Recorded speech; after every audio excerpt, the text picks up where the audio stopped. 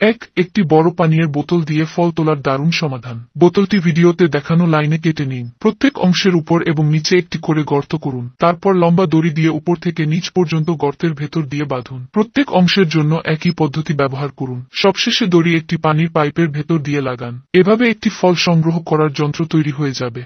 একবার ব্যবহারযোগ্য ফলের বাক্স দিয়েও কাজ করা যায়। ফলের বাক্সে একটি ছোট গর্ত করুন এবং ভেজা টিস্যুর ঢাকনা সেট করুন। এটি দিয়ে ফ্রিজের ভেতর প্লাস্টিক র্যাপ রাখতে পারেন। বাক্সটি কিচেন ক্যাবিনেটের ভেতর লাগিয়ে রাখুন, যা খুবই সুবিধাজনক। আর ঢাকনায় একটি লম্বা গর্ত করে তাতে টিস্যু ঢাকনা লাগিয়ে নিন। তলাতে ডাবল টেপ লাগান। এটি দেয়ালে আটকানো যাবে, যা পানিরোধী এবং জায়গা বাঁচাবে।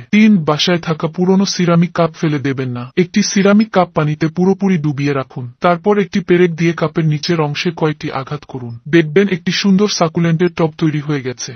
সসের বোতল ব্যবহারের সমস্যা। যদি অয়েস্টার সসের বোতল থেকে সস বের করতে বা ফ্রিজে রাখতে সমস্যা হয়, তাহলে একটি ছোট বোতল নিন এবং তার ঢাকনা ব্যবহার করুন। এটি সহজে ব্যবহার করতে পারবেন এবং ফ্রিজেও কম জায়গা নেবে। বাইরের কল ভালোভাবে সামলানো কঠিন। শুধু একটি প্লাস্টিক বোতল নিন, দুটি ছোট গর্ত করুন এবং কলের উপর সেট করুন। এতে সহজেই কলটি লক করতে পারবেন।